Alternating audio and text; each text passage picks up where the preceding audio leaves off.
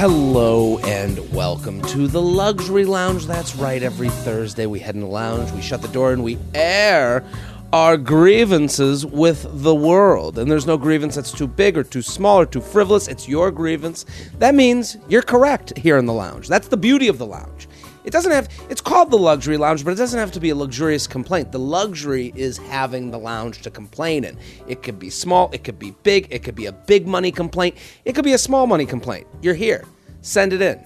JTrainPodcast@gmail.com. That's JTrainPodcast@gmail.com.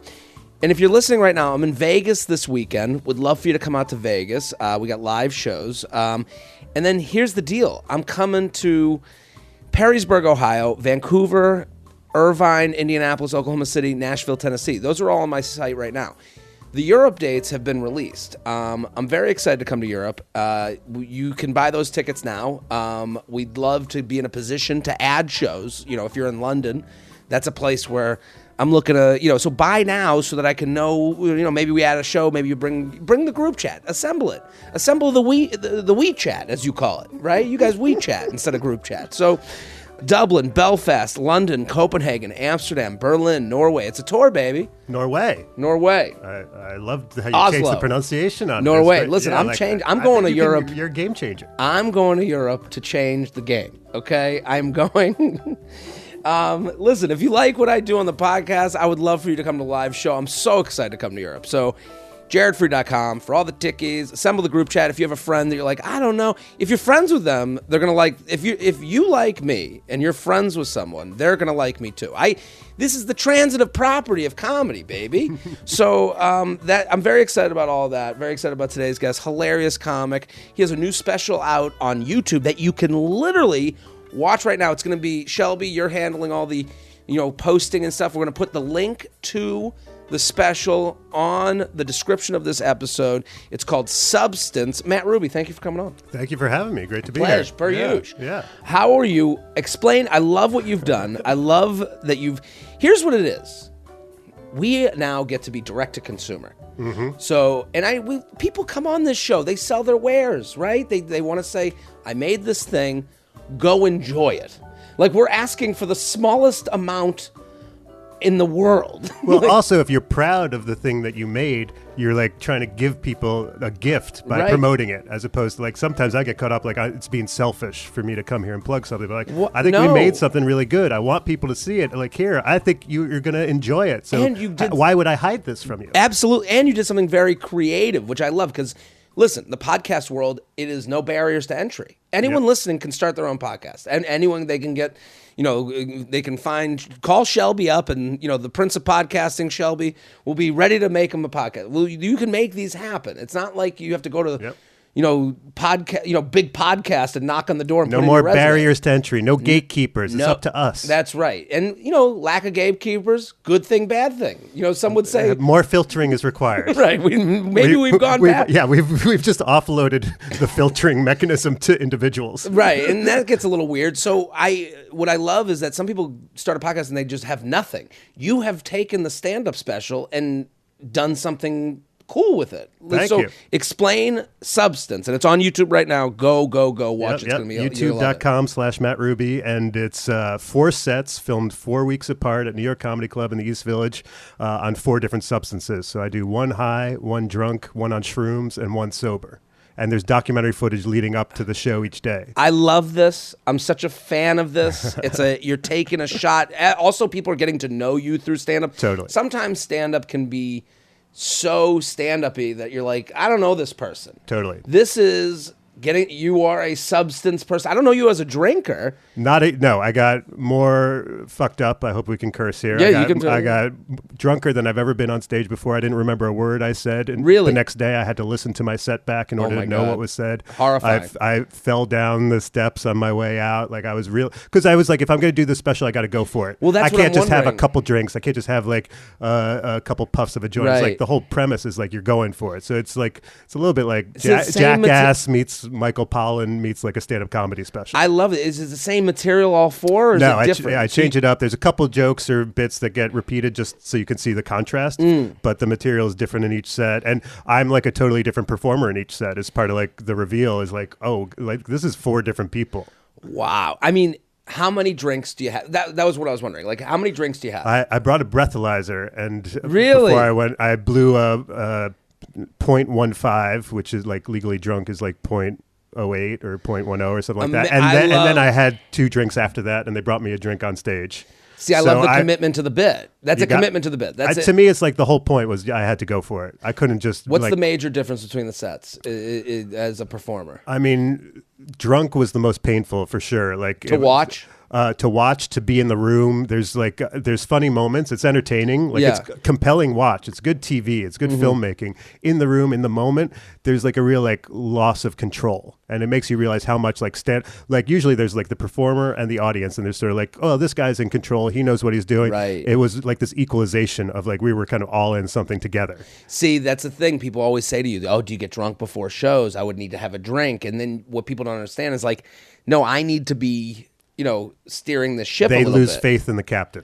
They lost faith in the captain. And that doesn't mean they weren't entertained. We still had fun. Like what we edited down, I think is great and really compelling. Right, of course. But in the room, in that moment, it was a little bit of a free-for-all. Like they told me, they brought me a drink on stage and the whole crowd is like, chug it. And I did the whole thing. And then they're like, strip. I'm like, I'm not going to strip. And they're yelling shit out. And it's like, just turns into this whole spectacle. You're like, I should have never invited that NYU fraternity here to be in the audience. The audience turned into that. Because I was setting this tone and the crowd didn't know beforehand this was going to happen. It's a regular show. This is what that I show up, and the host just tells them I'm on one of these 4 substances, and then they have to figure it out. Oh, I love that. Yeah, okay, so so now shrooms. Yeah. That's become in vogue. You are probably one of the first people that I knew. I'm OG on that. You were really at the start. What was the shroom set like, and what is your kind of like sale for shrooms? Like, how would you tell someone? Like, I've never done them. Really? Yeah. That's surprising to me. Well, I'm not, mind expanding things scare me. You like narrow minds. I like narrow minds. You like narrow minds. Alcohol, I understand. I'm like, I know this much to get drunk.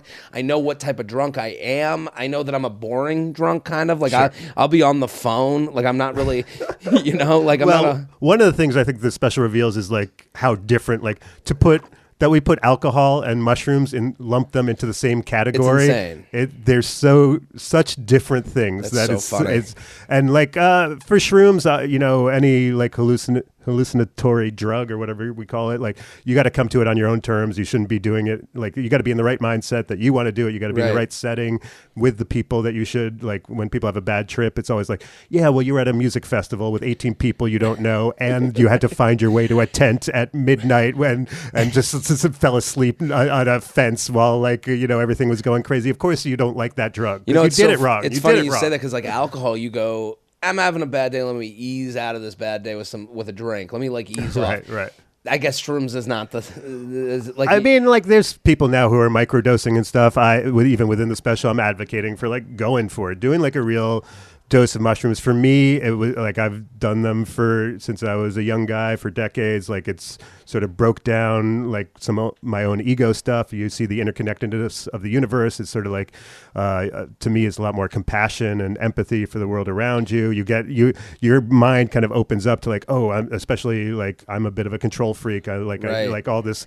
Like I have this sort of like really focused, narrow brain activity, and shrooms. There's just like it's almost like my brain gets to like relax its shoulders. Wow. And like just sort of like, oh, here's what's really going on. Like you see nature in a different way. You see like other people in this more communal way. You should be at the front of the shrooms group. I'm trying. Like there's always that other person that's like, I'm freaking out, man. And you're like, I don't want to see that that's an option. Well, that's part of why I did this special is like, I think I'm really good on shrooms. Right. And I love doing them. And I can talk coherently when I'm on shrooms. I didn't set out to do this as some like advertisement for shrooms, but like people who have seen it have kind of commented on that way of like, it makes me think that we should put shrooms in the water supply or something. And it makes me think alcohol is poison. And I'm like, look, that's not the message I intended to make here, but like, I guess when you watch me on these things, that's sort of what people are perceiving. So is it like alcohol, you're up there, you're like, what up, motherfuckers? And then it's like weed, like, what up, dudes? Like, is there like an element of that? A little bit. The way I'd frame it is like alcohol is about building walls and about ego. And like the only thing that matters is me. And when I'm on shrooms, it's like ego loss and walls coming down, and we're in this together. And how can we like kind of be in this place together and have a moment that's special? It's so interesting. So like we're taping this before it comes out. I'm very excited to watch it. I think everyone needs, click the link. It's in the bio. It's going to be all over my social media.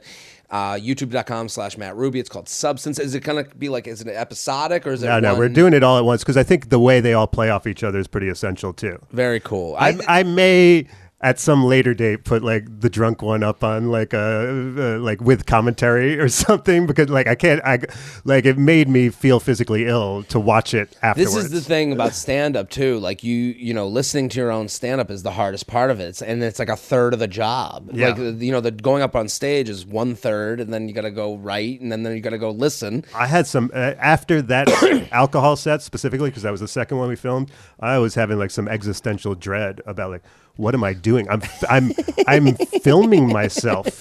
I mean, you're making me feel bad. I had a martini before I went on stage at the Cellar last night. But I'm like, that's fine. That's what I mean. Like one drink. One drink is it's great. Yeah, I'm all for like having one drink. And like you shouldn't be like slurring and like incoherent. And not that I was like, all right, I'll give you another reveal as a performer that I think is interesting.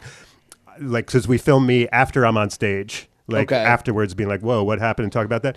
I start not even being able to talk coherently. And yet when I was on stage, at least I was keeping it together. There was something about the adrenaline, the focus, some built-in muscle memory of being on stage, of being like, you got to keep it together at least somewhat. And I was able to function. And as soon as I got off stage, it's like, this person needs to go home. This person shouldn't even be out. And like, to me, that's find them an Uber. That's literally, it's like, that's something interesting about like, wow, there is something about on stage, how like just the thousands of hours we put in, like your brain's like, look, on some level how to get over and make this work to some extent. I was at Greenwich Village Comedy Club years ago, and I remember I went on stage, and I would do sets there all the time. I would do like, and there were guest sets, so they were unpaid sets. So I'm like, but they would be like, have a couple drinks. I think there was like a little bit of that. So I went on stage, and I was it was probably the drunkest I've been on stage. And I get off, and I'm like, in my mind, again, your mind's eye, you're like, you think you did great. That was right? great. That was cool. And I remember Dustin Chafin, who's a friend, comic, he's been on this show. He looks at me and goes, you can't do that again. He's like, you're like, and what you don't realize, and the one thing about drunk is your tongue is fat. It doesn't fit in your mouth. And we need that tongue, we're swordsmen. We're precision, with words, and you got to be able to, hit the mark on sentences. Imagine being a drunk samurai. This guy's sword is going all over the place. I gotta back off. Right. And I just remember him being like, don't, and I felt so anxious, and I was like, I hope I didn't ruin, you don't want a reputation, this drunk guy. Well, also you tap into something of like, you can think you're like super interesting and fascinating and funny, and like everyone wants to hear me, and like I'm filled with wisdom and all that shit, and then like other people are not feeling the same way. Well, I think that's like the Sunday scaries, so to speak. Like people are like anxious because they're like, wow, I really thought I was something last night when I was really, now everything I said I would never say now. Or reading back the text messages you said. Oh, God. Listen, we're pumped to have you here.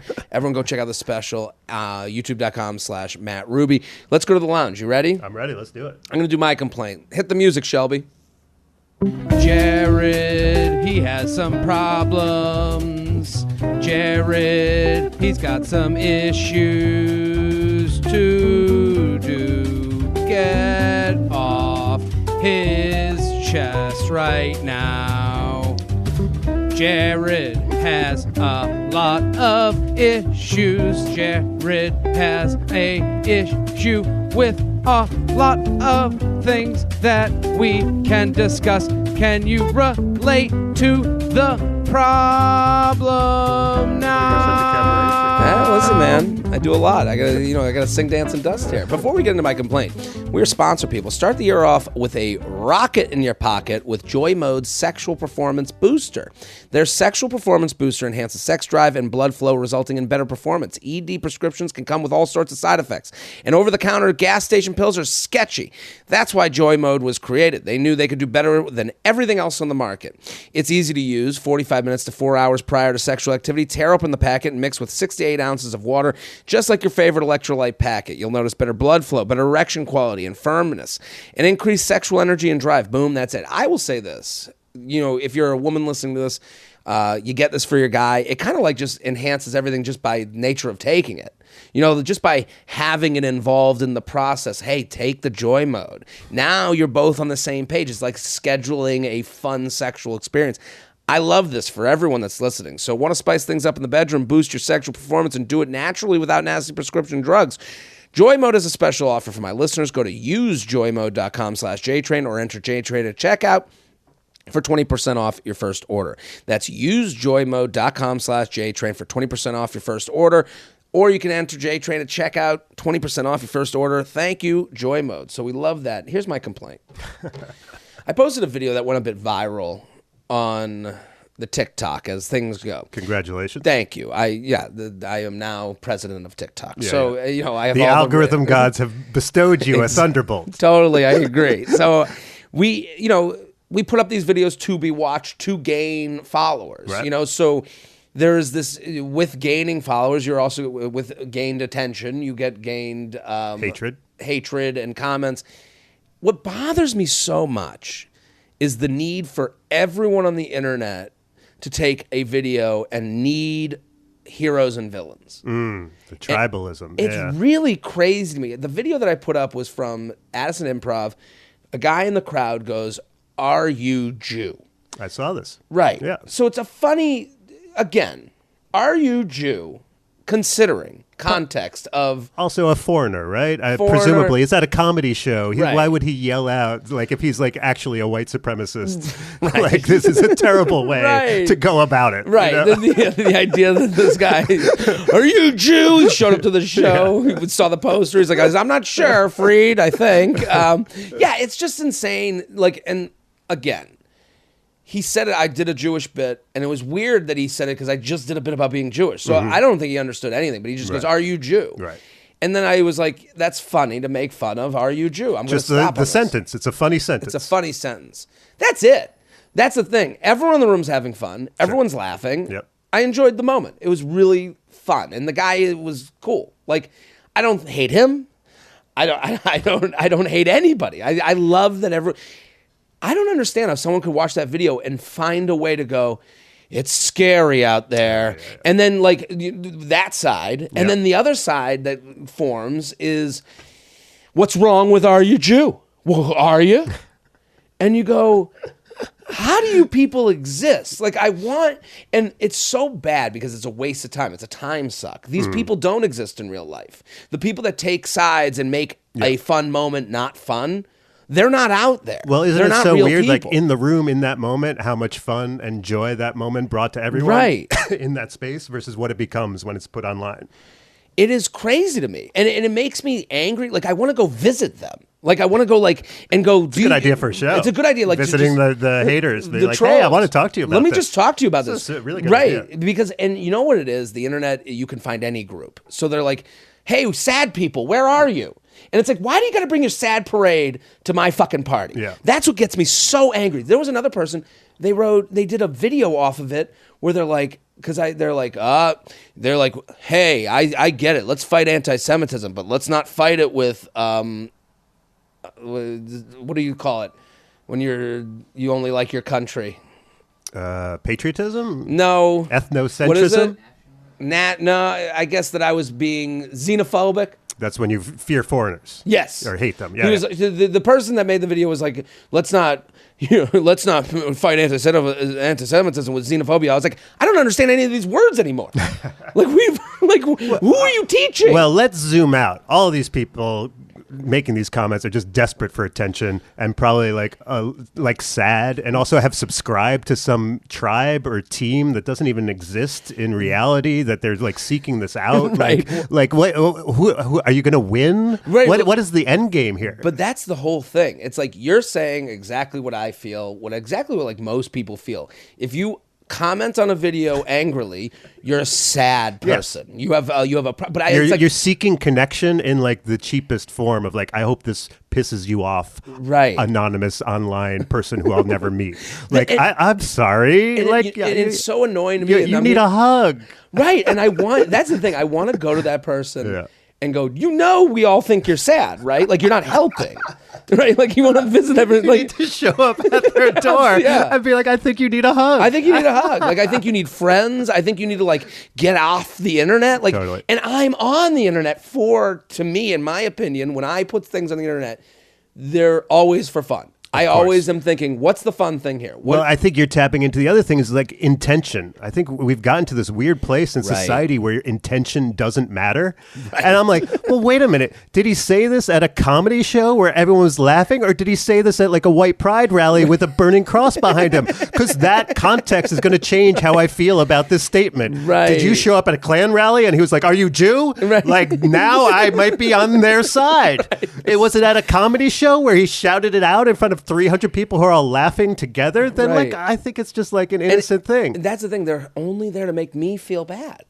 And that's the way I take it. I go, you're only here to make me feel regret, feel like question myself, question my intention, which it is always let me make someone laugh. It's also a measurement of you're successful. You're getting attention. They're paying attention to you. They kind of like if you even notice that someone made a negative comment and you either reply or say anything, to them, it's a little bit of like, ooh, I got a little bit. Like, have you ever actually like replied to one of these negative people? And then they're like, oh, I didn't mean it like that. I'm a big fan. And like the amount of times it's actually like, well, if you're a big fan, this is a weird way to show it. Right. Like you could just be nice. Or you could just say nothing at all. That's fine. Silence hurts too. Right, but silence is less powerful. Yeah, like you really want to views. You really want to hate me, just ignore me. Right. You know? That's the way to go. It's funny, I responded to someone on Twitter recently. I put out this tweet. It was like, the reason I need to leave New York is because I can get sushi, $100 of sushi at 2 a.m. Right. Someone wrote back, you can do that in Miami. And I just wrote back, no, you can't. And then he wrote, yes, you can. He goes, Venmo me $100 and I'll show you. I go, you just asked me for money? All right, that's my complaint. Well, it's also weird because I had like similar thing. This video went viral on TikTok about a joke about the phrase "people of color" and how I know the bit. It's weird. Like all we did was switch the words around. You know, like if you said you're a filthy Jew, I wouldn't be like, hey, I am a Jew of filth. All right, like whatever, fun joke. Like, this isn't like some massive political statement about race or ethnicity or religion that I'm making. Anyway. Goes viral, a bunch of people commenting, is this racist, is this anti-Semitic? They're fighting with each other within the comments. And it took me a kind of a minute to be like, oh, this is why this video is going viral. Right. Like, we write jokes in order to produce laughter and hopefully joy and connection. And what the algorithm loves is like, oh, you said something that made a bunch of people fight with each other. Well, I mean... And be like, oh, shit, is this the metric of success for writing a bit or like going viral now? Did I say something that made a bunch of people fight with each other? Well, that's what people are doing now. We've seen this, that they're now... there's alt-right and alt-left of comedy. Yeah. They saw that's a way to make money. That's a way to find people. Find algorithm. The worst thing you can do is be in the middle and be like a nuanced, like kind of. I think both sides have a decent point. Right, get away, you boring. It's boring. Jerk. It's never going to pop off on the internet, and that's like the saddest part about it. Like, and you know who the masters of this are? The Kardashians. Kardashians. Every story about them is lives in the world of two sides. So it's always like, like Kylie or one of the younger Kardashians, all the articles about her always say she's a self-made billionaire. That pisses people off to no ends. And they know that. They are the queens of creating two sides to a story. Well, it's interesting to watch like Harry and Meghan start to steer into that. They're doing it. They're doing it. Oh, you guys, you had it made. Why it's like so cheap and tawdry to watch people like you could have just lived in a palace. You didn't have to turn into tabloid celebrities. But it's also us. What's catnip for us? We're like, well, I gotta. Those commenters are like, oh my god, a king. My brother was. He shoved me down, and that's when I noticed he was balding at an alarming rate. I'm like, balding at an alarming rate? He's just balding. That's like, you don't have to be alarmed by it. It's okay, Harry. Like some of us go bald. It's all right. But he has to say alarming rate. Balding. It's a big. These are two sides to a debate. Yeah. Or the reason I dressed up like a Nazi is because William and Kate made me do it. I'm like, you're a grown man. What is this? I know. I can't. Every royal story is just annoying to me. Let's go to your complaint. Hit the music, Shelby. It's the guest's turn to complain. They're ready to jump in. Ready. Yeah. They've got lots of problems too. It ain't all about Jared. Let's hear their complaint of the day. Let's hear their complaint of the day.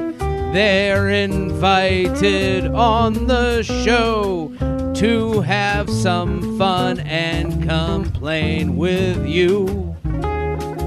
Let's hear that complaint. Before we get to Matt Ruby's complaint, support for today's show comes from the perfect Valentine's Day gift. Let's Get Deep. From the creators of What Do You Meme, Let's Get Deep is the hottest game for couples. Grab your partner and takes turns asking each other fun, deep, and sexy questions. Learn all about your plus one with questions like, what's your go-to snack at the movies? Or what's your biggest turn on? Or what's the sexiest thing about me? I love a game like this because here's the thing.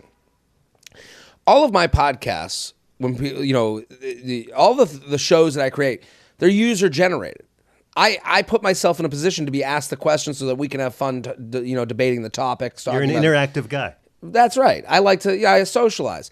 These games, Let's Get Deep, is a reason to ask questions that you might feel a little awkward asking. What do you find sexiest about me? How do you even bring that up? Especially for a couple that's been together a long time, it's tough to unbutton the shirt of what you guys have talked about already. So I love a game like this. It gets you talking. It gets you sexy. Dim the lights. Have a glass of wine. Want to make things extra spicy? Grab After Dark expansion pack. It'll be the climax of your date night. Perfect for an intimate setting or a party, whether you're dating, married, friends with benefits, or you're still trying to seal the deal. This game will bring you closer. Communication is sexy. This is prompting communication with your partner, with someone that you're into, someone that you're dating. I am a huge fan of this. You're in luck because they have an exclusive offer for my listeners. For a limited time, get 20% off with code JTrain when you go to whatdoyoumeme.com/letsgetdeep and use code JTrain. Again, to get 20% off, go to whatdoyoumeme.com/letsgetdeep, use code JTrain. So let's get deep. Literally. So, Matt Ruby, what is your complaint? Let's hear it. Jared, I miss low self-esteem. Do you remember when low self-esteem used to exist? Yeah. I hear about these incels. Okay. Being like, I deserve to have sex. Right. I'm not having sex, and I deserve to have. And I hear that. I'm like, you deserve to have sex? You deserve it? I couldn't get laid for a long time. I was like, I need to get better at something. Right. I need to learn how to play an instrument. I gotta be learn funny. how to talk. Learn how to be funny. Build something. Right. Make eye contact. Learn how to talk to girls. Do something as opposed to it's not my fault. I deserve this. Right. Or every woman online is a queen, or even in real life, everyone's a queen. If everyone's a queen, no one's a queen. I have a theory that this is why Queen Elizabeth checked out. She was like, I can't believe you're comparing. This woman just bought a dress with pockets. I live in a palace. How can you compare us? I have how about stupid people? There used to be people who were stupid. No one's stupid anymore. You got this disorder or this thing or that. No one is ever accepting oh, maybe I have a problem. Maybe I am the problem. Right. I have a theory. I think it's our cell phones. We have the same cell phone as a billionaire. Mm-hmm. So we have the same technology. We can go on TikTok, make the same video as Leonardo DiCaprio. You can make the same video as Lizzo. So this woman's playing the flute and singing, and then someone goes, "Well, I have the same thing." The phone has given us that confidence. I agree, and also you live in this bubble of everyone agrees with you. Right. Everyone tells you what you want to hear. Right. If you do anything look at my new nail color. You have every woman has 50 people in the comments being it's the one queen. Right. You're a goddess. 20 exclamation points, and it's just sort of no, it's a fine nail color. It's fine. You're not royalty now. Right. You're not and I think tied in with this, and part of the incel thing too is then women are everything's a red flag, which to me is tied in with this. He takes too long to write me back, red flag, or he replies to my text right away, red flag. I'm like, who the hell are you, Goldilocks? How do you get to decide that everything is a red flag? Who are you to be telling the world how they should and shouldn't behave? And also, have you noticed there's a girl right next to you who feels the complete opposite way? So how are these dudes supposed to know what women want? It's funny. I think everyone should get on stage and do stand up. Like, I think stand up is the most humbling thing in the world. Why? Well, I just like, bombing. When we go on stage and a joke doesn't work, you go, okay, good to know. I was never wrong. say those words again. I was wrong. And I thought I had this great idea, and I tested it out in front of a room full of people, and they told me I was incorrect. I'll never forget when I was doing stand-up, but also writing for a lot of like places online, and you deal with like editors, which I was always appreciative. I was like, I always wanted that like old school editor thing where they'd be like, "Here, love the idea. You should do this direction." What I realized that a lot of the editors were also writers. So it was a little bit, and it's very millennial of this, like, well, this is my movie and everyone else. But it's like, your job is to correct my shit, like that isn't your job. So what I found, or to come up with a question that I hadn't considered about it or something like that. Yeah, exactly. Let's work together on this. Like, I have the piece, and then you come back and you go. So some were really good, but like what I noticed is when they were a writer, it was very tough to deal with them, and because on the internet and this is kind of going back to my complaint as well, is like, people who disagree with you, they're only trolls. There's no critique. So it's like, give me something constructive. I love constructive feedback. Right. Constructive criticism. If you agree Huge with fan. me, you're right. If you disagree with me, you're a troll. Or a hater. Yeah. Or a hater. Yeah. So that's kind of where this comes to. It's like, when you go on stage, that is the most constructive. Silence, as we said before, is the most constructive criticism of them all. Especially from a group, the collective wisdom of everyone a group here of people. Like, stupid. As individuals, they might be a bunch of idiots, but together they possess this wisdom. Right. That if there's like 200 people in a room who all agree that whatever you just said was idiotic, they're probably right. That's the thing. And we do shows for numbers of people. The weirdest thing is that I'll have jokes. Like I open for Bert Kreischer. You open for Bert Kreischer, there's 4,000 people there. You do a joke that you're like, this is the one that hits, and it hits for 4,000 fucking people. Then you do the one that you're like, well, now I got a real group of people. Let me do the one that kind of works. And you go, fuck, it kind of worked here too. It did badly for 4,000 people. And you're like, good to know. And it's like, there's very few people, like the woman saying queen, the guy saying I deserve sex. The other day I've got a manicure.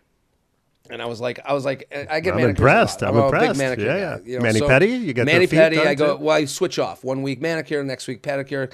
Never had one. What? A little bit of, not huge on being touched. It's a whole thing. Let's not get into it. I get it. It is weird. And also you don't feel like also, you deserve maybe I'd it. like it too much. That's it is. The other side. I think it's the most luxurious, best thing you can do. But I was like, why don't I put like a little color on my pinky? I thought about it for a second. I was like, men are doing this now. This is like male, and I go, it's opening a gate. It's opening a door. Are you the guy who? Now exactly? And then all I thought about was the feedback from friends making fun of me. And I was like, good. I'm happy. I shamed myself. I'm a big fan of shame. I love it. Shaming gets a bad rap these days. It's like let's think. You're not the only person in the world. We have this isolated existence that's all like me, ego, the bubble, anything I do, everyone's like, yes, you're the best. It's like, well, maybe you're not. Listen, step out into the real world and be part of a group. How does the group feel about what you're doing? If someone says to you, good for you, that means they were going to shame you instead of the good for you.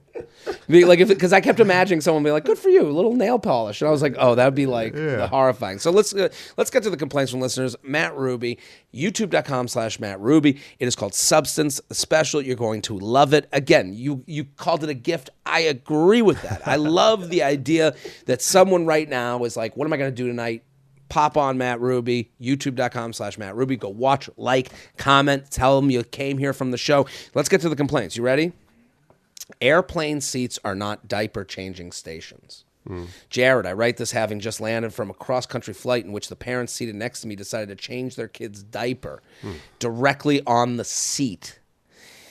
Not only did it smell vile, even through a mask, but they proceeded to put the dirty diaper in the seat back pocket for me to stare at the remainder of the 3-hour flight. That's the biggest crime of them all. What's worse is that I had already moved back in the plane to allow a different family to sit together. This is a good Samaritan. Look at them. Change seats into the hell seat. Right. You walked into this. I get that. Traveling with a kid is exhausting and difficult, but isn't this a sanitation hazard? The changing stations and lavatories exist for a reason. Sincerely trying not to vomit. What do you think of this?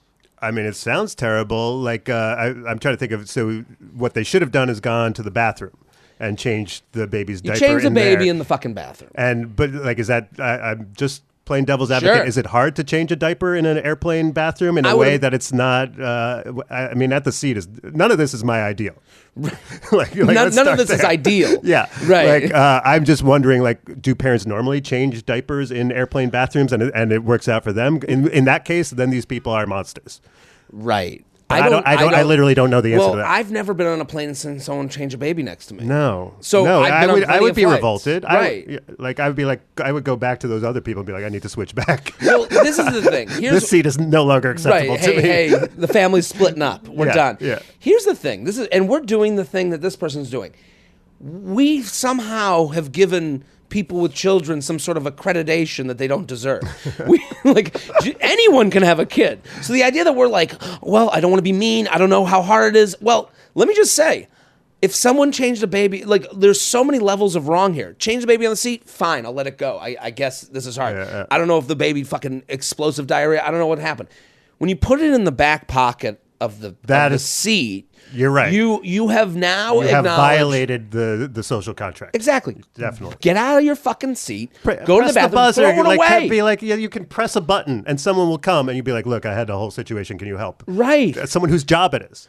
It is, and it's like, what we do is we tiptoe around parents because we cannot fight the response of someone going, as a mother, as a father. And that's what they do. They come at you with a shield of like, you don't know. It's like, I know how to act like a human. So we are both childless. Right. Aren't we also a little bit like, it's like, I feel sad that this person even has to deal with this right now. Isn't there like a slight amount of pity There's a involved there of like, oh my God, look at this person's life. Right. Like this isn't their ideal either. Yeah, like I'm not encouraging this behavior by any means, but they didn't write this up in their fantasy scenario. Right. When they went to have the kid, they didn't think it also included. And we all have so many complaints about babies on planes and the crying and this and that. And my zoomed out question is always like, where are all these babies going? Where does this baby need to be? Is this baby on a business trip? Is this baby that's in New York needs to be in LA? I guess whoever wants to see the baby, how about you come to the baby? Well, who would you rather deal with, the grandparent or the baby? Because I assume every baby's going to see a grandparent. Like, when I see a baby on a plane, I'm like, they're going to a grandparent. Between those two, I'll take the grandparent. Right. And then it's like, yeah, I'd rather be behind the grandparent who takes a long time to get in and out of the plane than the baby who might need to be changed. Right. Definitely. But maybe these grandparents what if the grandparent so old, needs to be changed? Exactly. That's when you get into now we got a problem. Now I changed my grandparents' diaper at the seat. Right. No, not okay. That would talk about pity. I'd be like, oh my God, everything here is awful. We need Grandparent Island. We need a one. It's like literally the opposite of Fuckboy Island, right? Like Grandparent Island. No one's fucking here. Everyone needs to go to, and some would say this is Florida, but like normal people like us have to go to Florida too. We need a place where only grandparents and babies go to, so now they're not mixed in on our flights. That's not a bad idea. It's not a bad idea. Or just the all baby airline. All baby airline. Baby airline. Yeah, everyone on board's a baby. Now we got an idea. Now we got a business. Yeah. JTrain podcast at gmail.com. JTrain podcast at gmail.com here with Matt Ruby. Go follow on all social media, youtube.com/Matt Ruby. You have a podcast coming out. Yeah, it's out now. Kind of a Lot with Matt Ruby. Kind of a Lot. What is the premise of the podcast? So I have this newsletter called the Rubes Letter. I write these essays every week, and it's, there's like 15,000 subscribers. It's done really well. Love so it's me like repurposing some of those essays as audio and then talking with the producer about the essays. And then like there's also some jokes and occasional interviews. Go subscribe. Add it to the podcast Rolodex, as I've come to call it. There's quite a few complaints there as well. So if you are a complaintophile, tune into Kind of a Lot with Matt that's Ruby. literally the listenership of this show. Luxury Lounge, AirPods and their knockoffs. Jared, new listener as of this year, love the lounge. You should make merch. I'd rock it. I've thought of merch. I thought of like a country club logo for the lounge. I really, the thing is, I'd like to wear it, but We can discuss. Shelby has allowed me to discuss this with him. It's a good name, Luxury Lounge. Luxury Double Lounge. L. I see some logo possibilities. Make it like a country club. My complaint is the sound quality on AirPods. I've just not done well with merch. I've never done well with it. I don't have good merch. Okay, well, I guess this is. I mean, this is that's the kind of feedback we're looking for. The feedback I needed, right? Yeah. This is what we're asking for. I'm willing to take that. My complaint is the sound quality on AirPod Pros. I was recently at an airport, realized I forgot my AirPods, but wasn't willing to risk the chance of having to converse with human beings on the plane, as I'm always sat next to a talker. I purchased a $35 set of knockoff AirPods and found the sound quality is exponentially better than the quality of AirPods. I didn't know this. And the battery even lasts longer. My complaint is the chokehold that Apple has on us. I've had a few people since ask what headphones these are, and they say, I would never give up my AirPods. AirPods are a status symbol, and I'm tired of people thinking I can't afford AirPods, when in reality the sound quality is trash at best. But having my Apple Watch, phone, and headphones all one brand is just way too convenient. Sincerely, we're being robbed by mediocrity. What do you think? I mean, I think at the end he kind of makes his own counter argument, which is like the convenience is really what you're paying for. Right. Ideally, we would get the best sound quality, but maybe we're really paying for, we're overpaying, but what we get is this seamless experience from Apple. Right. And I guess the Apple thing, I mean, this has come up on this show before. Apple just like, they could take a minute off the clock every day. I heard it, yeah. With Megan, you were talking about right. it. Yeah, I've said this before. The power that they have over our lives is incredible. It's a little bit scary. Totally. And you go like, and then you think of like Elon Musk buying Twitter, and then like, you're like, are we signing up for these Tony Stark types to just like have, because we've given ourselves to social media, given ourselves to Apple. I guess I'm happy that, I need a board, I think, for Apple. In Apple's defense, not to get too businessy about this whole thing, is like they actually make money by selling something instead of advertising. And all these other platforms are actually selling us. We are the product that they are selling to advertisers, and that's why they're so terrible. Right. Whereas Apple is kind of expensive and pricey, but also through that, I think they are a little bit more noble on some level than like a Facebook. And they do a good job. Like if you have they make good products. They make good products. That's like what they're known for. Is that And I guess the problem that I would have with this person is like, why are these knockoffs so bad looking that we don't want to be seen in them? Yeah, right. And also, I don't think AirPods are that much of a status symbol. Am I like, ooh, this person has AirPods? Not to be all bougie, but I'm like, yeah, I mean, it's like a lot of people have AirPods. Well, what these people do is they make AirPods that look like AirPods. It's like when The Simpsons would like draw, like when you see like someone draw The Simpsons, but it's not the actual Simpsons. Or it's Beats by Drew. Right. And it's like, this is the thing. Why are they doing... Make your own look. I would rather You're clearly piggybacking on someone else's success, for sure. Right. Sure. So that's my bigger issue is like you haven't even taken a chance at being a different look. You're just like, let me look like... Well, so you're mad at the people making the knockoff pods. The knockoff pods need to have their own look. Okay. Because that's the only reason people look... That's why they look substandard. They look like... They're basically like, we can't make them look exactly like AirPods. We'll get sued. Yeah. So we'll make them look a little bit different. You go, well, a little bit different makes me look cheap. How about you...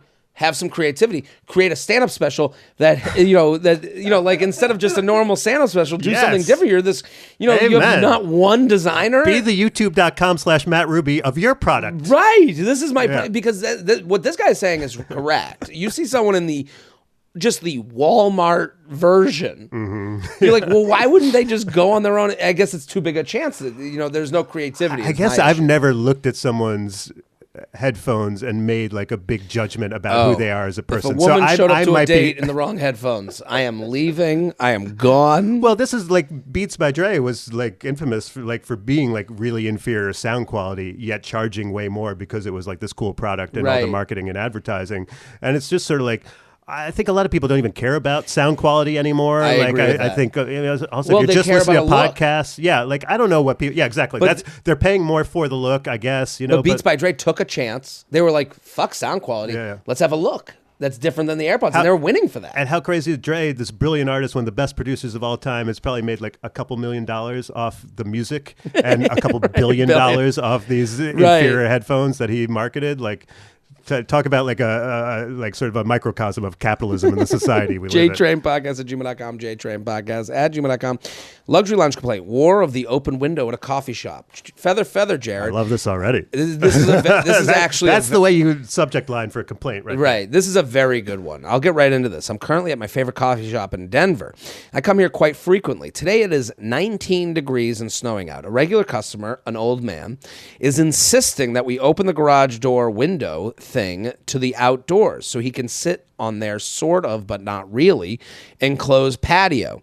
It's enclosed with plastic, and the minute the door is open, it becomes frigid cold in the entire coffee shop. I had to ask for this door to be closed, as myself and other less assertive customers were clearly quite cold, and was told that... interesting phrasing there. Less assertive customers. There's a lot of judgment here. I am the leader of this coffee shop. I'm the leader of the less assertives. I'm the Napoleon right. of this Starbucks. I was told that no, because another customer wanted to enjoy the patio. Where is the democracy here? This is truly an outrage.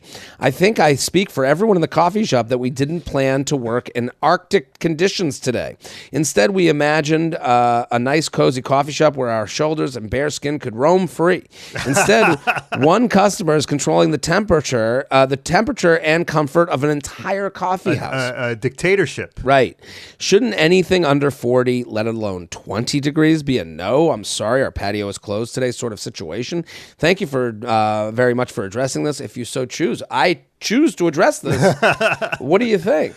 Well, I mean, we're getting into a whole topic here, which is coffee shop social contract, right? And what happens there? Because I post up in coffee shops a lot with a laptop, and right. Like, to me, the amount of people right now who take Zoom calls within coffee shops, that's like wild. A 45-minute like work Zoom call, sitting right next to me and everyone else, and being like, "Yeah, this is just what's happening right now," and it happens so frequently, and made my head explode for so long that eventually I got to the point like, wait, am I the monster? Am I the one who hasn't realized that society has shifted and this is fine? This is what we do now. This is a fine thing to do. Right. And so like I think there is a lot of like sensitive stuff around this, but like I think the old guy is in the mind. Like let's take his premise as correct.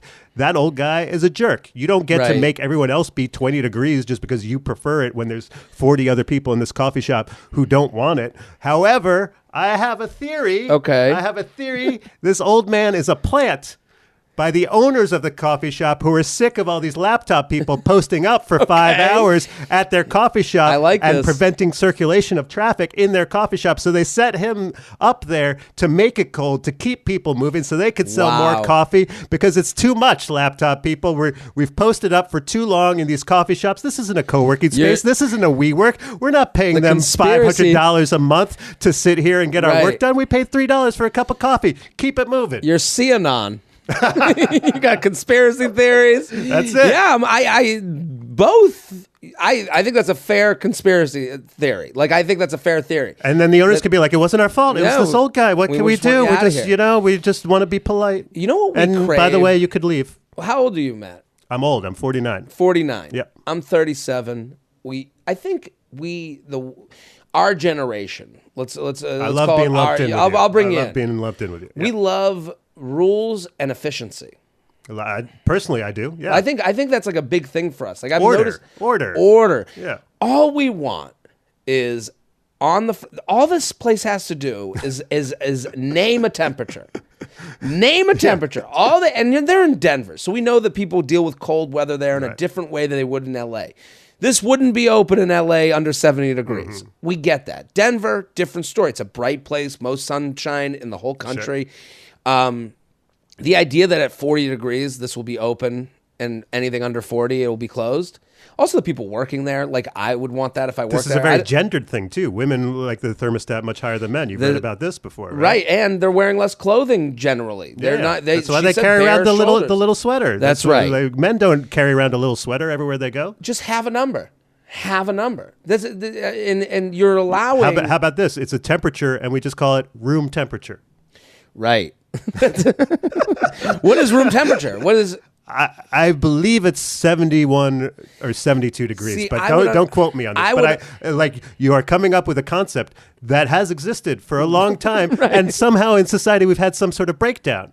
Where we were like, the temperature is up for debate. What should this room temperature be? And I'm like, we decided this. We did this already. There's even a phrase, room temperature. Right, and this guy comes in and goes, open up the doors. And you're like, chaos. In what world? Right. He is January 6th rioter of this coffee shop. We can't have chaos. Right. You don't get to just decide the election was rigged. We voted, and we've decided the temperature of this coffee shop. What she should do, or this person, I think it's a she, I'm not sure. But the bare shoulders is a tell. Bare shoulders might be a tell. Bring a sign. Put it up. And just... I have literally thought about getting like a card printed up being like... that explains self-regarding versus other-regarding action. Okay. Which is basically like what you're doing right now is impacting the people around you. Right. And you're in a public place. Right. And so like if it only impacts you, you should do whatever you want. But when you're around others, you need to think about how other people feel. And obviously I didn't do this because I'd be a monster if I just went around handing these cards out to people who are doing Zoom calls at a coffee shop. But it is...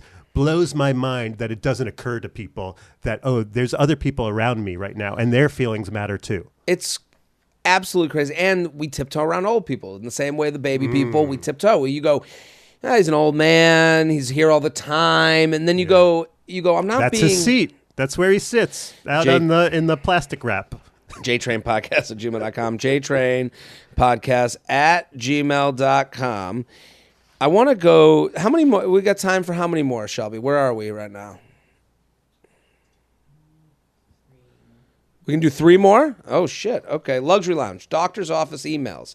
Jared, wishing you all the feathers. Lately, I've been going through my emails to unsubscribe from mailing lists as I feel like I'm drowning in emails. I've noticed a significant amount of my emails are newsletters from my doctor's office. Who doesn't want to know what's happening? What's going on at the office? Dr. Kaufman's place. Right. My primary doctor, gynecologist, eye doctor, and dentist all send out weekly newsletters containing articles on various health topics. Why do doctors' offices think this is necessary? I provided you with my email to send me reminders about my appointments, not to get spammed with a bunch of articles I will never read. I get enough junk emails from everywhere else. Just send me emails about my appointments. Sincerely, unsubscribe from all. What do you think?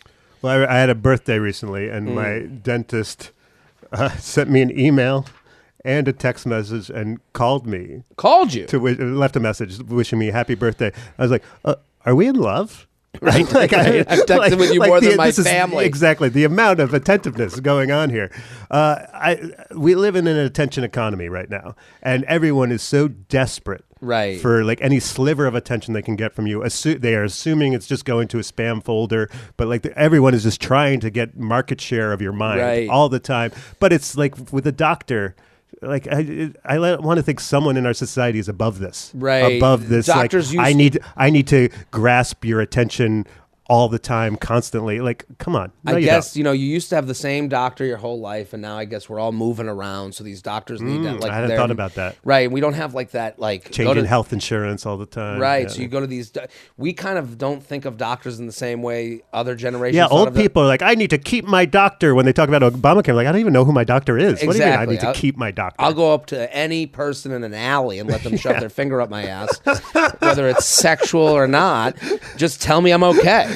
Yeah, my doctor paid me the other day to put a finger in my ass. Yeah, it's great. So this is the and I guess if you're a doctor listening, this is kind of the sad part of like where that industry has gone. I know. Like, well, especially like we grew up as Jews, being a doctor is the pinnacle of what you can be in society. And like I have friends who are doctors, and they're like, it doesn't sound like it's going great for them. Right? They all have this weird dour. There's not a lot of excitement from the doctor community. They all seem to be like they say the insurance stuff has like gotten out of control. Yeah. They all talk about it. Like none of them seem to like enjoy the craft that seems. Yeah, it's like, you help people. You're a healer. You're nurturing. And they're like, let me tell you about the lawyers and the insurance companies. Right, and then then they're like, you do this cost benefit analysis.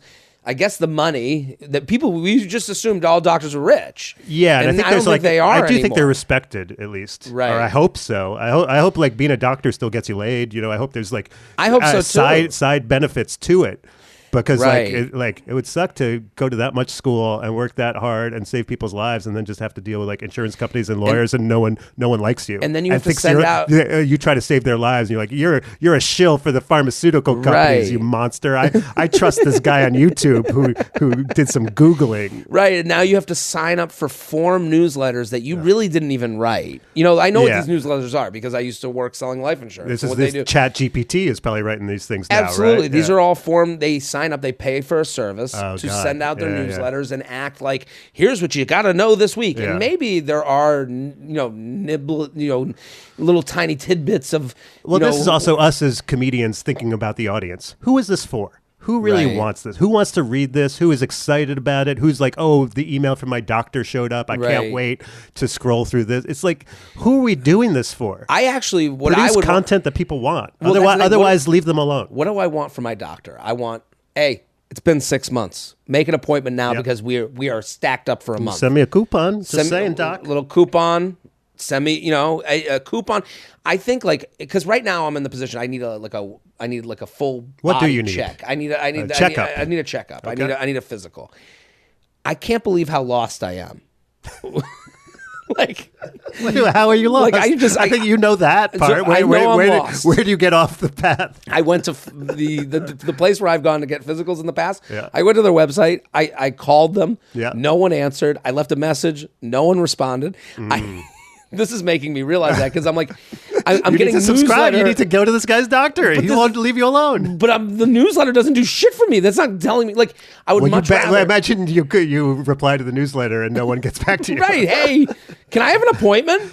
We sent you the newsletter. That's all we do here. I went to the website to make an appointment. They're like, you can make an appointment through the website. I go, this month, nothing. The portal? Did you have to log into the portal? I log into the portal. I never want to log into a portal. I fucking hate the portal. I never want to log into a portal, and I never want to join a cohort. I don't know what either of those things mean, but don't make me do it. I hate I'm getting chills thinking about how much I hate the portal. word portal. I hate the word portal. Because it's terribly designed. It's terribly designed. It's like from 1983 interface. And they act like we keep up with the portal. They act like this is like on my favorites tab. Like we're there all the time. All the time. This is something I'm checking. Great point. Instagram, Twitter, we use it and the portal. Once every 7 years when we have an operation, maybe. Exactly. Like hold my hand a little bit because I don't know. I signed in. They were like, test results are here. I'm like, from a year ago? Yeah. Like, I didn't know to come here. You're like, you should have told me I had AIDS. I wanted to know. Right. I would have liked to. I have to make a lot of calls now. Right. I had this in college, too. I was just as lost in college with the bursar's office. I was like, what the fuck is the bursar? The sign is the word. Bursar, portal. We never use those words anywhere else in life. I think it's all just to confuse you. It's all just to make you feel bad that you don't know shit. And to think they're impressive. And same way like lawyers use a bunch of language you don't understand. You're like, oh, this guy must know a lot. Like, but that's the these same people thing have a portal. Right. Totally, that's the same thing as the newsletter. It's trying to give the air of importance. It's trying to be in your inbox. It's like, and I blame Pepsi for this. I blame Pepsi. Pepsi for everything. Well, Pepsi, there was no reason a Coke or Pepsi should have an ad. We know they exist. We know to buy them, but their whole thing is keep making ads so that the first thing you think of is Coke or Pepsi. I gotta be. So this is what the doctor's doing. They want to be the first thing you think. Oh, I need a doctor. The newsletter came. Top of mind. JTrainPodcast@gmail.com. JTrainPodcast@gmail.com. Here with Matt Ruby. Go youtube.com/Matt Ruby. That's the special. It is called Substance. The link is in the description of this episode. Luxury Lounge. Long texters. Again, feather. I love when just the subject. You're like, I'm on board. You know right away. We fucking hate a long texter. Big fan in DC. I've seen you at the DC Improv 2 years in a row. Well done. Well, thank you. My complaint. I have a friend that always seems to write me a novel when texting. I'm talking full screen. This should be a breakup text length. All the time. I see this friend once a week, if not twice. I'm fully up to speed on all happenings in her life. And if not, we are... Wait a minute, is this guy's doctor? Maybe it's his doctor. The doctor's this is the new newsletter. Right. We've got brunch scheduled on Sunday already. Can't we just keep it to 2 sentences or less? Am I a jerk for being annoyed by this? Thanks for providing a safe space. XOXO terse texter. What do you think? All right. I have been accused of being a long texter. Are you? And I can point to what I think is a key factor here. Some people text exclusively from their phones, and some people text from their laptops.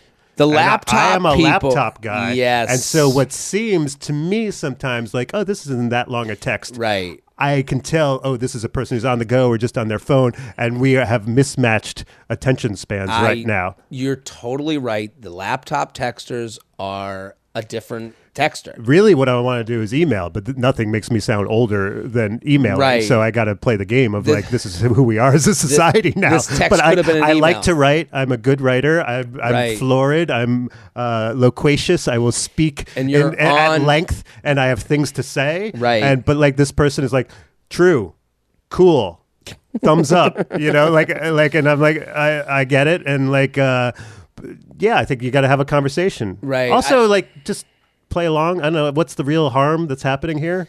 Like it sounds like this person wants to reply back succinctly and then thinks it's a problem that this other person. So you got to be like, hey, I'm just not a great texter. Can't wait to have brunch with you. Get ahead of it. I think. Well, also you want to match. You don't want to if someone wrote you this long a text. Mm-hmm. You go, oh, I got to get back to all of this now. It's a lot to respond to. It's a lot. It's like a homework assignment. Right. It becomes an assignment. So. And you like the person. So you're like, I don't want this person to be a burden on me. I don't want to think of them in this way. And they could just not do this one thing and we have a great... I mean, they hang out twice a week, they said. Yeah. Well, yeah, it seems like a demonstration of neediness, I think, is the underlying sort of thing here of like, hey, have you noticed that I just write back with one word all the time? Here's what I would do. And you keep sending me this 8-paragraph missive. Right. Here's what you do. You like Civil War letter. Right. This is what I do. And you have to... I can't wait. Okay. I feel like you're probably like a master texter. I'm pretty good at let me put a stamp on this. If I had a question about how to text someone, I would come to you. Well, here we are. All you have to do is judge the general tone of it. Okay, if it's a happy text, if it's when I see a fun text, salsa emoji. Ooh, the red dress emoji. Red to dress a guy dance, always. Wow. So I go red dress emoji out of the box because that's like a. Like it's a little we're zany. Fun. We've entered the absurdism. Right. I love it. So if the tone, see, I take it too literally. I stick to it's a watermelon. Here's the watermelon. No. You gotta go. You have to see the tone. It has to be. Think of it as a mood ring. Mm-hmm. So if this text is a flowery, fun text, salsa dancer emoji, red dress emoji. If it's a complimentary text, blushing face emoji. If it's a sad news text. But that's it. This person wrote you 7 paragraphs. You just one emoji back. Wow. And now you put a period on Bold. it. And you've given an emotion. So it doesn't feel as bad. You don't have to keep right. How about a GIF? I don't like a GIF because now we're in jokey land, especially if they're doing... But the salsa dancer is a jokey land? Wait a minute. But if it's a jokey land text, I'm giving salsa. Now they might come back with... I think there's just no response to a salsa dancer. So you've ended the conversation effectively. You've put a bow on it. You've closed the door. We've been shaking hands. The rim shot. You get a rim shot. So, and if it's sad, you send the one teary emoji. And again, just judge it like a mood ring. Yeah. Whatever the mood, you give this one emoji. Done. So also, you sound like you're actually good friends with this person. You're going out to brunch. Just bring it up in person. Like, hey, I'm not a great texter. I get you like long text. I'm just quick with it. Also, moving on. Just set the table. Be real human beings. Face it. Like a huge problem with this texting is we turn into these avatars of ourselves. This is an actual friend. You can have an actual conversation and be human beings together in a room and explain it. Emoji for you to shut the fuck up. Yeah. But let me ask you a related question. How do you feel about the bing, bing, bing, bing, bing, the 5 quick texts or versus the one long one?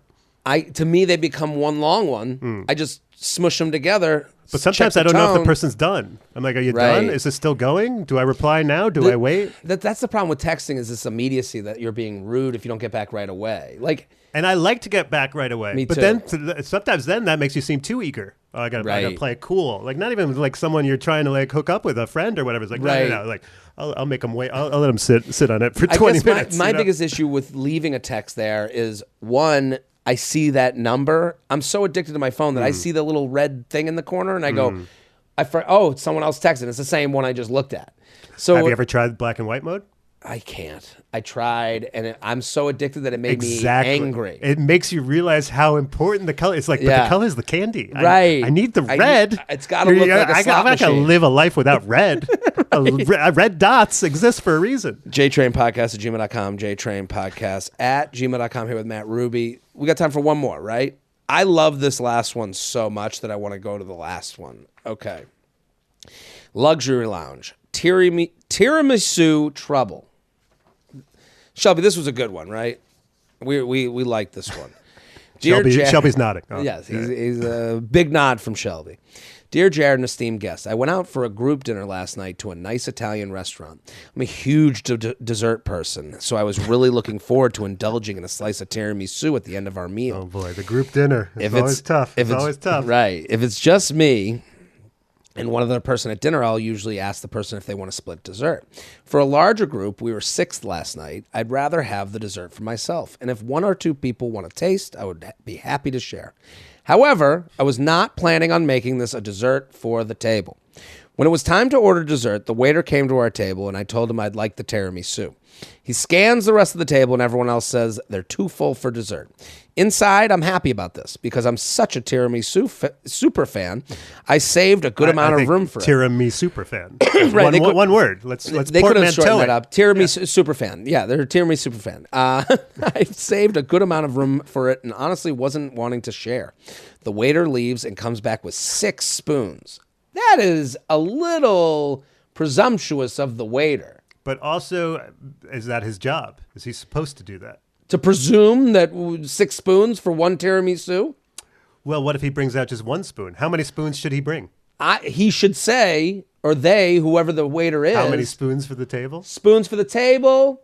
And then it allows people to go, yeah, bring a spoon. Then you go, oh, don't you want your own dessert? Now you've allowed for discussion. Keep going. I think you're putting an unfair burden on the waiter. Okay. I don't think it's the waiter's fault here, but go ahead. Fair, which he places in the middle of the table. Excuse me? When did I say this was a tiramisu for the table? Inside I thought, oh, hell no. And in an effort to be polite, said, feel free to try a taste. I think everyone else could hear in my voice that I wasn't happy about it. So they didn't end up having any. In the end, it just made me feel bad. I think it's proper protocol for the waiter to assume a dessert is just for the person who ordered. And if they ended up wanting extra spoons, the diner can specifically ask for it.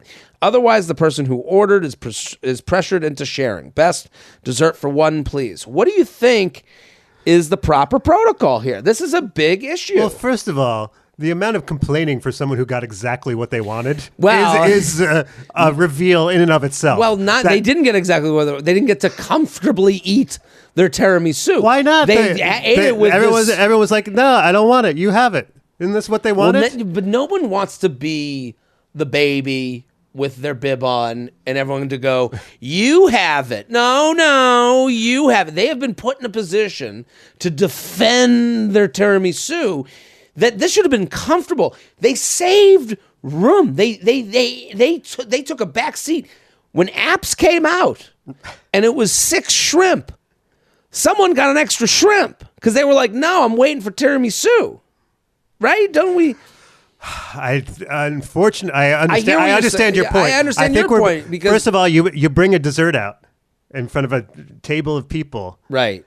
The dessert is sometimes considered communal property. I'm not saying it's I totally agree. This fair is the problem or right. I'm just talking about societal expectations for group dining. Is that sometimes the dessert is assumed to be a group dynamic. Right. The issue is with dessert itself and the way. And we if see you're gonna be like, I put my arms up, stay away. Sugar is for me. Like you might wind up in a disappointing scenario. I understand it. Like I totally get this person's mindset is like, well, I saved room. I want it. I want my own dessert. And at that point, maybe you got to say it out loud of like, you know what? I didn't get an appetizer. I just want dessert. I hope no one minds. I'm eating this whole thing. I would hate be bold about it. Right. And I would hate how I sounded if I had to say that. Like I would. But also like, yeah, okay. Because there are appetizers I want to myself. There's like entrees. I'd rather share an entree than some of the appetizers. I'd rather share, like it is the social construct of how we see these things. Like, you get your meal, I'm cutting into my steak. And if someone tries to reach into your steak, you go and you guarded, you wouldn't look like such a weirdo. But if it's the calamari and you're like, hey, I got the calamari, you go, these are apps. Yeah, I think we get into a bigger thing about what is the group what is the sharing dynamic when you're dining out? Because I think some people are, this is my fiefdom, this is my castle, you cannot cross the moat, this is for me, I order, especially if they got allergies or they're vegetarian or something else, I get it. You know, but like there's also sometimes, especially like if it's a good restaurant, like I'm curious to taste stuff.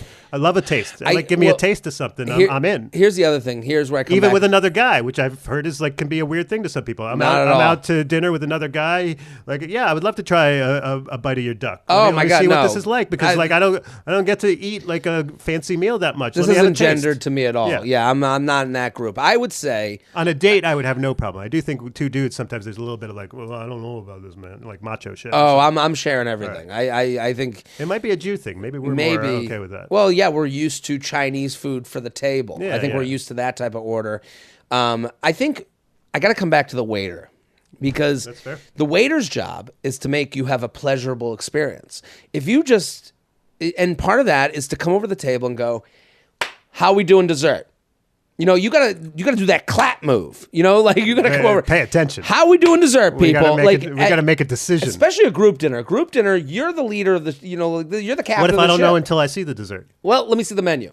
Okay, we wanted a little shares thing. You know, and honestly, the waiter, if they want to make themselves money, like I guess if you're going based off of like a check size, the waiter's job is to be a little bit of a salesman. And also to make the group happy, as opposed to one person. Exactly. In the so group. If I was the waiter, like the fact that the waiter didn't come over, what are we thinking on dessert? Now, what are we thinking? It's all how you pose the question. Well, okay, so let's role play it. So I'll be the orderer, you be the waiter. What are we thinking on dessert? I really want a tiramisu. Okay, so one tiramisu. Are we doing a sharesy thing, or you want me to bring a bunch of spoons? Now you've opened it up to them. I back away. Are you asking them, or are you asking me? I open it to the table, so I shift my gaze. If I'm the waiter, I go to the whole table. If I'm looking at like the Last Supper, I'm switching roles. Do your question now. I'm another person at the table. So you're another person at the table. Yeah. Okay. What are we thinking on dessert? I'll have a tiramisu. So we're doing like a sharesy situation? I mean, I'll have a bite. Okay, so I'm bringing spoons for everybody. Now, if I'm that person, I go, well, I'm kind of getting my own tiramisu. I guess you're put in the position anyways. Oh, I didn't realize it was just your tiramisu. Okay. Right. I guess I'm trying to No, you enjoy. No, I was just wanting a bite, but that's fine. Yeah, this person's issue is with their group more than the waiter. Now I'm coming to realize it's because there's no way for the waiter to make... Like if someone goes, yeah, I'll have a bite. Now, okay. He can't just bring 2 spoons.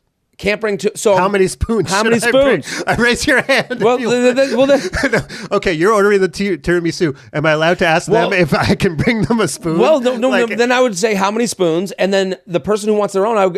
That's the time where the person who wants their own going, should we get a bunch of desserts? Now because now it's that person's I kind of wanted my own. Let's get 2. Let's get 2 tiramisu's. One if we're for all the table, in. one for me. Right, or 2 also means that they're going to get enough tiramisu to fix. You know, if everyone said they're full, they did say everyone said they're full. Yeah, 6 people, 1 dessert is tough. That's too many people. This might be an instance where someone just makes the executive decision. We're getting 2 desserts for the group, and we are going to share them. Here's the thing, and you know what you get? You get half or 1/3 of a tiramisu. Like that's right. That's what you live that's with. where the waiter's job is to encourage conversation. I want this, and it sounds like they don't know each other well enough. Like if I was with my family, I'd be like, I want my own. I'm not going to care. Family. If I'm at a group dinner, clearly this is like coworkers or something. Right. Like that, you know? So I want the coworkers. How are we doing dessert?